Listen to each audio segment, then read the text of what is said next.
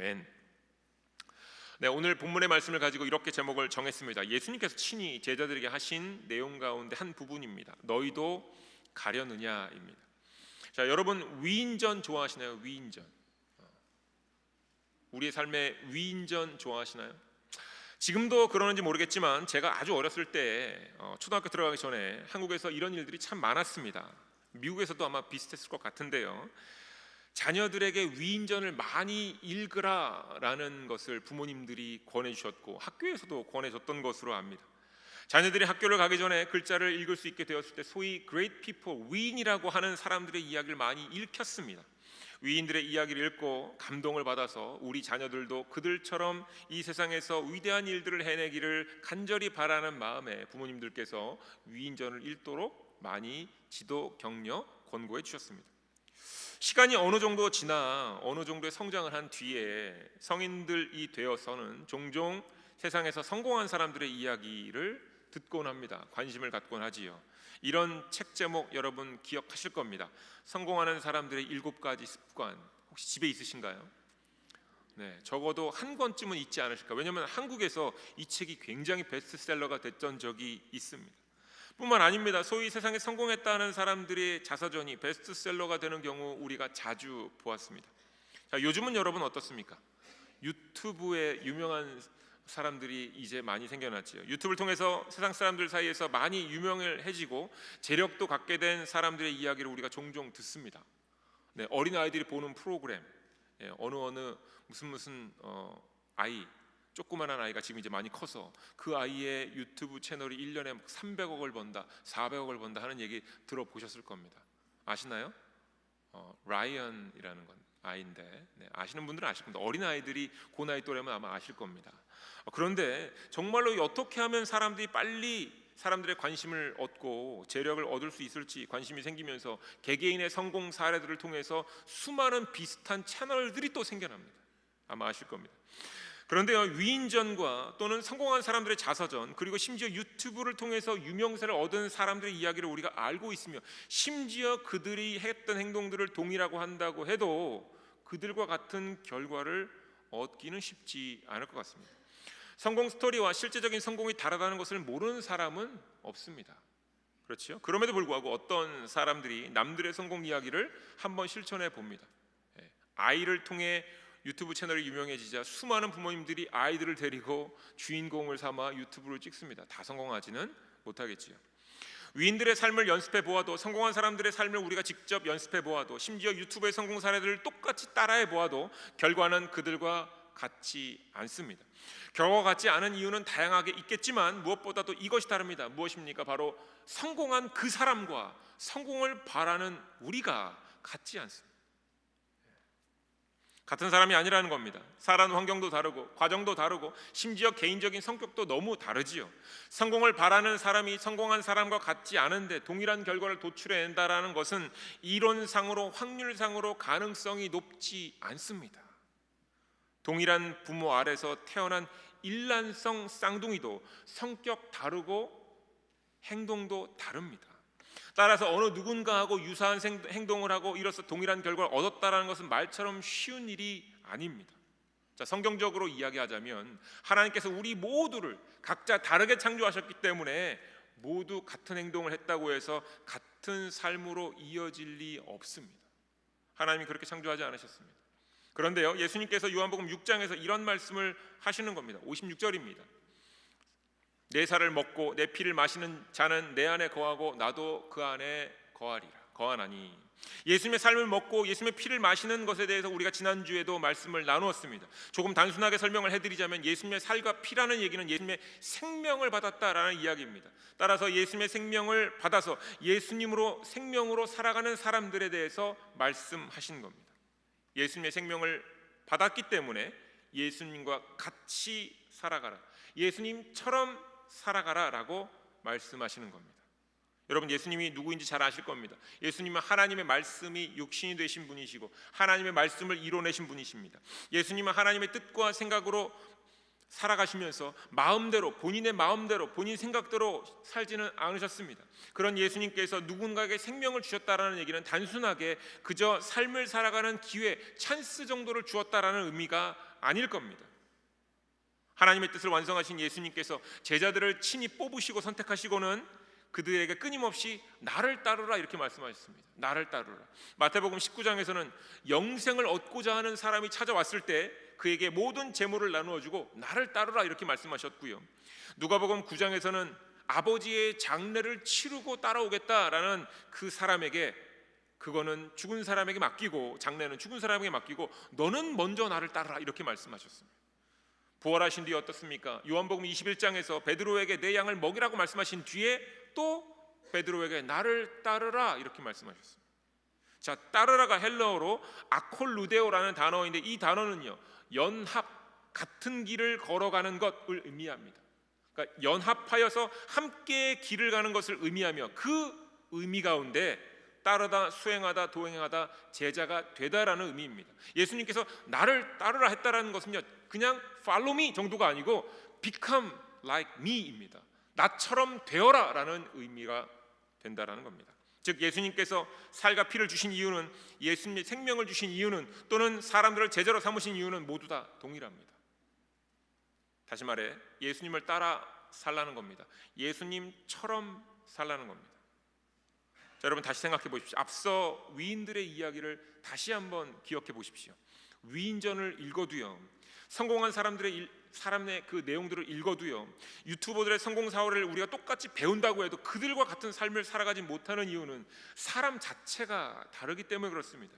사람 자체가 같을 수 없기 때문에 삶의 모습이 결코 같을 수 없습니다. 이것은 논리적으로, 이론적으로, 확률적으로 굉장히 낮습니다. 결코 같은 삶을 살아갈 수 없습니다. 자, 그런데 그들이 나누어진 것이 무엇입니까? 그들이 우리와 함께 나눈 것은요, 본인들의 케이스입니다. 사례. 그렇지요. 성공 사례이죠. 성공 이야기입니다. 성공한 과정을 설명한 정도나, 심지어 어떤 상황과 어떤 형편에서 어떤 감정으로 어떠한 결정과 노력의 정도를 통해서 이루어진 것인지 정확하게 본인들도 기억을 못해요. 그저 내가 이런 과정을 살았다 정도가 그들이 공개하는 내용의 전부입니다. 그럼에도 불구하고 세상의 많은 사람들은, 그리고 우리를 포함해서 많은 이들은 위인들의 삶을, 성공한 사람들의 생활 태도를 실행해 봅니다. 실천해 봅니다. 확률적으로, 이론적으로 정말로 낮은 퍼센테이지임에도 불구하고 실천해 봅니다. 자, 그런데요, 예수님께서 말씀하시는 겁니다. 56절, 내 살을 먹고 내 피를 마시는 자는 내 안에 거하고 나도 그의 안에 거하나니. 무슨 의미입니까? 예수님께서 말씀하시는 겁니다. 내 삶을 너희 안에 채우겠다라는 겁니다. 이로써 57절입니다. 내가 아버지로 말미암아 사는 것 같이 나를 먹는 그 사람도 나로 말미암아 살리라입니다. 영어로 will live because of me 이렇게 기록되어 있습니다. 예수님 때문에 살 것이다, 예수님을 통해서 살 것이다라는 의미입니다. 예수님만으로 살아가게 하겠다라는 예수님의 의지가 담겨 있는 말씀입니다. 예수님을 벗어나서는 살 수 없다라는 의미가 되기도 하고요, 결국 예수님을 벗어나면 영원한 죽음 이외에 남는 것은 없다 이렇게 말씀하신 겁니다. 다시 한번 생각해 보셔야 됩니다. 확률적으로, 이론적으로, 논리적으로 이것이 가장 높은 가능성이 있습니다. 자, 세상의 위인들은요, 성공한 사람들은 그들의 사례를 알려줘요. 그렇지만 그들은 우리에게 생명을 주지는 않습니다. 그런데 예수님은 예수님의 생명을 주시면서 예수님이 걸으셨던 길 방향을 알려주시고 그 길을 함께 걷자 말씀하십니다. 어디가 더 확률이 이론적으로 높겠습니까? 그럼에도 불구하고 예수님을 따라서 살려고 하지 않습니다. 이것이 이상하지요. 예수님께서 당신의 살을 먹고 피를 마시라고 하신 말씀으로 예수님만으로 살라는 말씀 때문에 심리적으로 불편하거나 부담을 얻을 수 있습니다. 오늘 본문의 말씀이 그 내용이 들어가 있는 겁니다. 왜냐하면 그 다음 구절 58절의 내용이 예수님의 말씀의 의미를 정확하게 뒷받침해 주고 있기 때문에 그렇습니다. 58절입니다. 이것은 하늘에서 내려온 떡이니 조상들이 먹고도 죽은 그것과 같이 아니하여 이 떡을 먹는 자는 영원히 살리라. 우리는 이 말씀을 읽을 때에 영원히 살리라의 관점을 갖습니다. 이것이 너무 중요하다고 여깁니다. 그런데 이 말씀도 중요하지만 더 중요한 말씀은 그것과 같지 아니하다라는 설명의 부분입니다. 무슨 얘기입니까? 예수님께서 예수님 자신을 하늘의 만나와 비교 대조하고 계신 이 설명이 더 중요하다라는 겁니다. 여러분 만나 아시지요? 광야에서 일하지 않고 먹었던 음식입니다. 하늘의 놀라운 음식이다 정도가 아니라 일하지 않고 먹었던 음식입니다. 하나님께서는 하늘의 만나를 백성들에게 친히 주시면서 광야에서 하나님께서 백성들 사이에 함께 계심을 알게 해주신 겁니다. 한 번이 아니에요.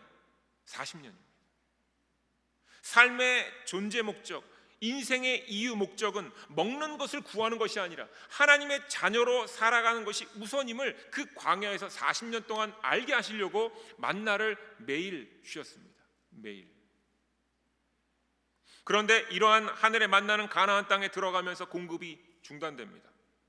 자, 음식을 얻을 수 없었던 그 광야에서는 친히 먹이시면서 인생의 목적, 우리의 목숨을 부지하고 있는 목적이 하나님을 위한 것이다, 하나님과 함께하는 것이다 라는 것을 알려주시고선 이제 가나안 땅, 그 땅에 딱 들어가자마자 공급을 끊으십니다. 광야에서 하나님과의 만남을 체험했으니 가나안 땅에 들어가서는 이제 하나님을 향한 그 믿음을 가지고 한번 살아보라는 겁니다. 40년 동안 가르쳐줬으니 이제 한번 살아보라는 겁니다. 한 달이 될지 두 달이 될지 10달이 될지 10년이 될지 모르지만 살아보라는 겁니다. 만나를 먹어봤으면 이제 그 만나의 의미를 곱씹으면서 한번 말씀대로 살아보라는 겁니다. 그런데 백성들이 하나님께서 함께 하심을 쉽게 잊어버립니다. 아니 정확하게 얘기하면 그저 쉽게 내려놓습니다. 가나안 땅에 쉽게 경작하려고, 가나안 땅에서 쉽게 적응하려고 그곳의 사람들과 그곳의 문화를 받아들이기 시작합니다. 누가 더 빨리, 얼마나 더 많이, 얼마나 제대로 된 성공을 빨리 거두고자 그 땅에 들어가자마자 쉬운 방법을 선택하기 시작합니다. 사람들과 대화하고 그곳에 있는 모든 이방 민족들의 문화를 받아들이기 시작합니다. 누가 먼저라고 할 것도 없이 다 같이 일을 행하기 시작합니다. 다시 말하면 삶의 목적이 먹는 것을 구하는 것이 아니었음에도 불구하고, 광야에서 구할 수 없는 음식을 먹었음에도 불구하고, 하나님의 자녀로 살아가는 것이 삶의 목적이었음에도 불구하고 먹을 것을 구하는 삶을 다시 선택합니다. 마치 그 시작점에서 준비 시작하자마자 누가 먼저라고 그럴 것도 없이 먹고 사는 일에 집중하기 시작합니다. 이러한 삶은 하나님을 떠나는 삶으로 나아가는 결말을 맞이하는 것을 예수님께서 다시 생각나게 하시는 겁니다. 예수님께서 이러한 삶에 빗대어 설명하시는 겁니다. 나는 너희가 그 조상들이 먹었던 만나와 같지 않다라는 겁니다. 하늘에서 내린 만나를 먹었지만 하나님을 떠나는 삶을 살았던 이스라엘 백성들의 삶을 설명하시면서 이제는 그와 같이 먹고 사는 문제를 벗어나라는 얘기입니다. 하늘의 양식을 먹으라는 겁니다. 예수님을 먹고 마시라는 겁니다. 예수님의 생명을 붙들고 하나님을 제발 절대로 떠나지 말라라고 말씀하시는 겁니다. 여러분, 예수님의 말씀의 이 의미가 이해가 되셨을 겁니다. 예수님의 살과 피를 먹고 마시며 하나님을 떠나지 말고 영원히 살라고 말씀하신 예수님 말씀이 너무나도 우리에게는 귀한 말씀으로 새겨지셨을 겁니다. 이해되셨을 겁니다. 그렇지요. 그런데 예수님의 말씀을 들은 사람들, 바로 예수님 앞에서 이 말씀을 들은 사람들은 소위 제자라고 불렸던 사람들이 이런 말을 하기 시작합니다. 60절 말씀입니다. 제자 중 여럿이 듣고 말하되 이 말씀은 어렵도다, 누가 들을 수 있느냐 한데 라고 대답했다라는 겁니다. 자, 예수님께서 하신 말씀의 뜻을 이해하기 힘든 것처럼 이해했다라고 우리가 생각할 수 있습니다. 그들이 예수님의 말씀을 듣고 제대로 이해할 수 없었겠구나라고 할 수 있습니다. 이렇게 이해할 수 있습니다. 하지만 여기서 사용된 이 어렵다라고 하는 이 단어, 헬라어 뜻은 이해하기 힘들다, 이해하기 어렵다라는 의미가 아닙니다. 이 단어의 원래 의미는 단단하다, 거칠다, 난폭하다, 엄하다라는 의미로 사용됩니다. 예수님께서 말씀을 하셨어요. 그런데 제자들 중 그 앞에 있는 사람들이 이 말씀이 참 어렵다라고 했던 것은 이해하지 못하겠다라고 한 것이 아니라 예수님 그 말씀이 너무 딱딱해요. 예수님께서 하신 말씀이 지금 너무 듣기 불편해요. 예수님 말씀하신 그 말씀 자체가 우리한테 너무 거칠게 느껴집니다. 너무 엄한 잣대로 우리를 대하시는 거 아닙니까? 이렇게 표현한 거예요. 예수님께서 당신이 하늘의 만나와 같지 않고 예수님이 참된 양식이며 참된 음료라고 설명하셨을 때 사람들이 느낀 것은요, 예수님 너무 불편해요, 이렇게 얘기한 겁니다. 예수님 말씀이요 너무 난폭합니다. 우리에 대한 배려가 없어요. 예수님 너무 불편해요. 이 얘기한 거예요. 예수님의 생명으로 예수님만으로 살아가는 것이 너무 거친 삶이고 엄한 삶이고 더욱이 우리의 형편과 상황도 모르면서 함부로 말씀하시는 거 아닙니까? 이런 표현입니다. 예수님께서 우리에게 말씀하실 때 우리를 향해서 예의를 좀 갖춰서 얘기하세요. 예수님 굉장히 루드해요. 이런 얘기를 하는 겁니다. 다시 말하면 소위 제자들은요, 하기 싫은 것, 귀찮은 것, 불편한 것을 마주했을 때 그 느낌을 본인들이 가졌다라는 겁니다. 야, 이 말 너무 어렵다. 누가 이 얘기 듣겠어? 이렇게 얘기한 겁니다.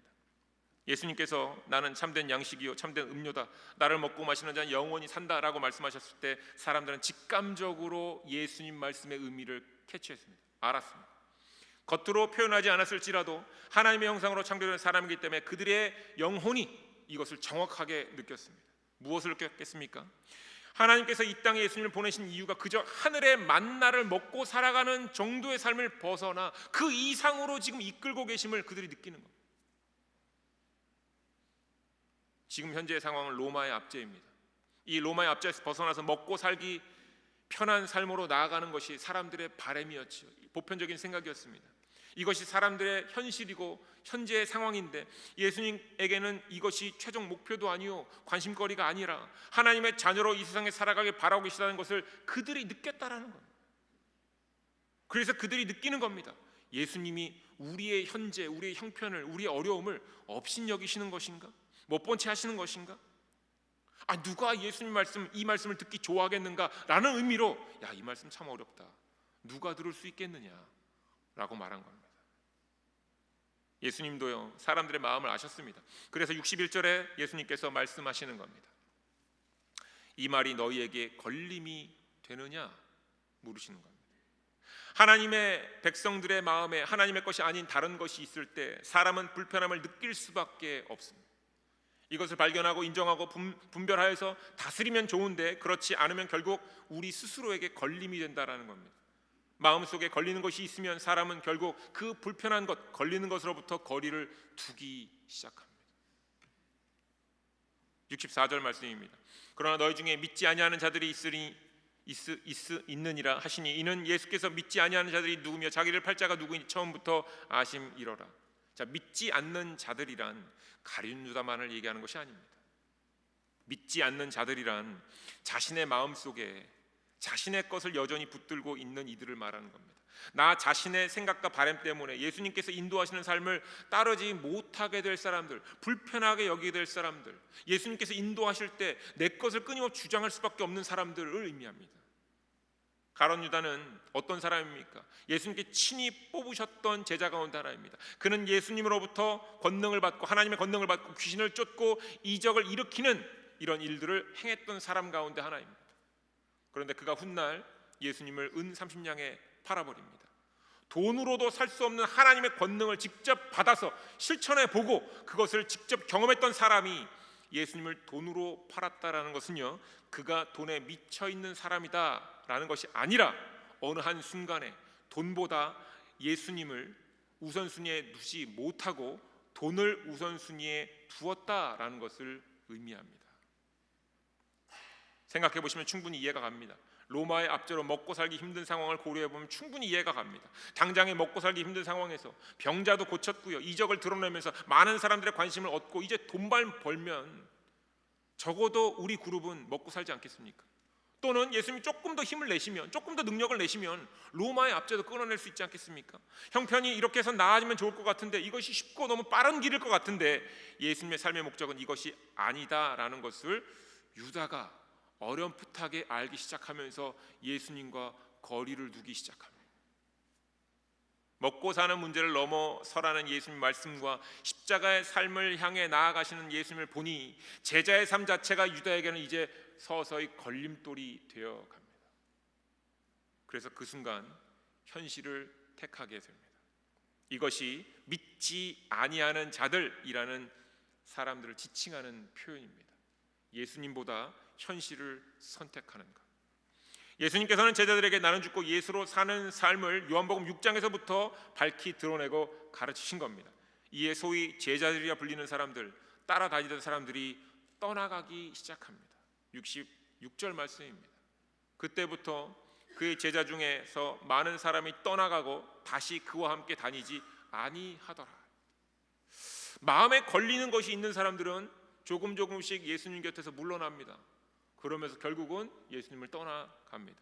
예수님의 생명을 받은 것, 예수님의 살을 먹고 예수님의 피를 마시는 것이 단순히 병 고침 받기 위한 정도 또는 삶의 어려움을 해결받기 위한 정도가 아님을 느낀 이들이 예수님을 떠나기 시작합니다. 나는 죽고 예수로 살아가야 하는 삶이란 걸림돌이 그들 마음 안에 생긴 사람들이 예수님을 떠나갑니다. 이에 예수님께서 12명의 제자들에게 물으시는 겁니다. 67절 말씀입니다. 예수께서 12제자에게 이르시되 너희도 가려느냐. 오늘 설교의 제목이기도 합니다. 너희도 가려느냐. 자, 여기서 go away라는 단어는 헬라어로 휘파고라는 단어입니다. 그리고 이 단어에 가장 중요한 뉘앙스가 있는데요, 스스로를 이끌어가다라는 뉘앙스가 있는 단어입니다. 스스로를 이끌어가다라는 뉘앙스가 있으면서 그 단어의 의미가 물러나다, 떠나가다, 은둔하다, 사라지다, 출발하다입니다. 모두가 떠나가거나 숨거나 사라지는 것을 묘사하는 의미들인데 가장 중요한 포인트는 이 단어의 뉘앙스입니다. 스스로를 이끌어서 떠나가게 하는 것을 의미합니다. 예수님이 쫓아내신 것이 아니라, 예수님이 이끄시는 것이 아니라 스스로가 스스로를 이끌어 예수님 곁에서 물러나는 것을 의미합니다. 예수님께서 제자들에게 너희도 가려느냐라고 하신 질문의 의미는 이것입니다. 내가 너희에게 살도 주고 피도 주고 내 새 생명도 주었는데 너희도 너희가 원하고 바라는 것을 위해서만 살고자 하느냐? 너희들이 원하고 바라는 것들만 들어주는 우상을 원하는 것이냐라고 물어보시는 거예요. 예수를 믿지 아니하는 것은 다른 의미가 아니라 바로 이러한 의미임을 오늘 본문이 우리에게 알려주는 겁니다. 예수님을 그냥 떠나는 게 아니에요. 여전히 내 삶에 중요한 것이, 나에게 중요한 것이 예수님에게도 중요한 것임을 강조하다가 예수님께서 그거 중요하지 않은데 라고 말씀하시는 것 같으면 그러면 저하고는 생각이 좀 다르군요 하면서 스텝 백 하는 겁니다. 예수님은 생명을 주셨는데 사람들은 자신이 원하고 바라는 것을 위해서 살고자 하면서 예수님의 곁을 떠나서 예수님의 생명을 버리는 모습으로 나아가는지 오늘 본문 말씀을 통해 우리에게 물으시는 겁니다.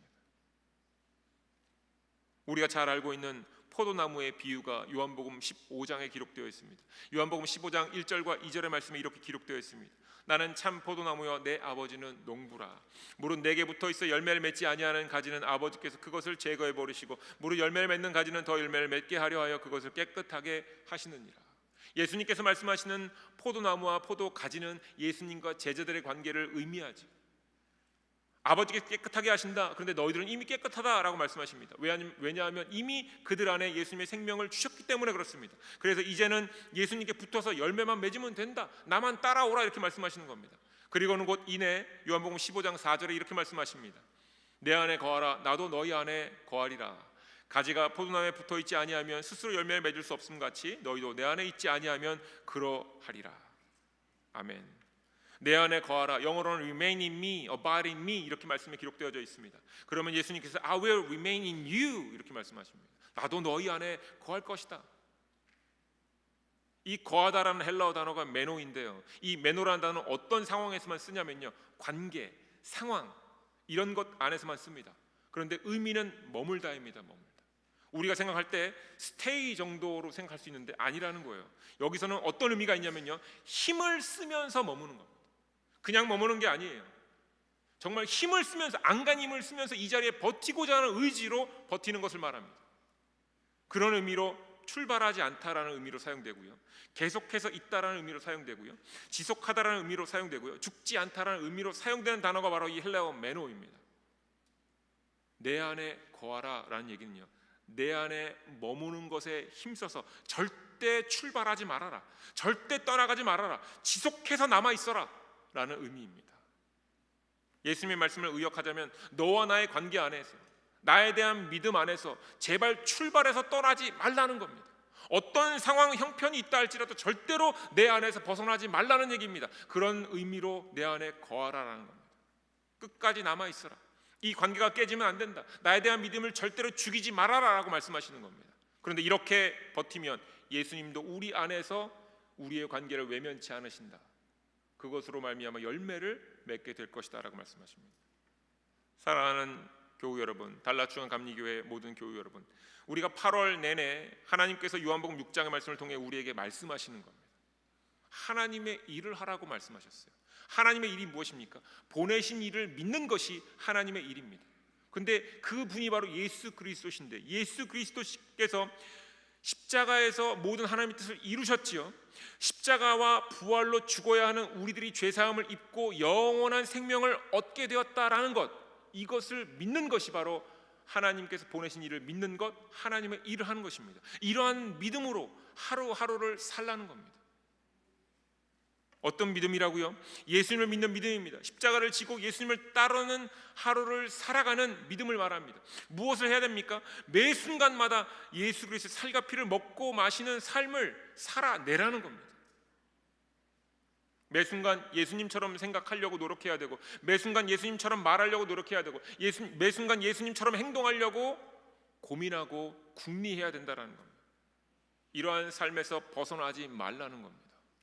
이것이 바로 예수 그리스도의 살과 피를 먹은 마신 사람이 살아야 될 하루라는 겁니다. 여러분 오해하시면 안 돼요. 그냥 세상 사람들이 말하는 착하게 살라는 이야기 아닙니다. 그저 적당히 남을 도우며 살라는 이야기 아닙니다. 이 정도 말하는 것이 아닙니다. 예수님처럼 한 영혼을 바라보면서 그 귀하게 여기는 그 영혼을 바라보는 마음으로 살라는 겁니다. 원수를 사랑하라는 말씀도 동일하지요. 원수의 영혼을 귀하게 여기면서 때로는 잘못된 것을 가르쳐 주어야 하고 바른 길로 갈 수 있도록 인도해 주어야 하는 것이 우리의 삶이 되는 것입니다. 대충 살면 안 돼요. 예수님 살과 피를 먹고 마신 자로서 대충 살면 안 된다라는 겁니다. 적당히 위로하고 적당히 격려하고 적당히 행하며 살지 말라는 겁니다. 그렇게 살아서는 예수님의 생명을 가졌다라고 말할 수 없다라는 겁니다. 그런데 이것이 우리에게 유혹으로 찾아올 것이다 라는 것을 말씀하시는 겁니다. 그 가운데 오늘 마지막 질문으로 우리에게 물으시는 겁니다.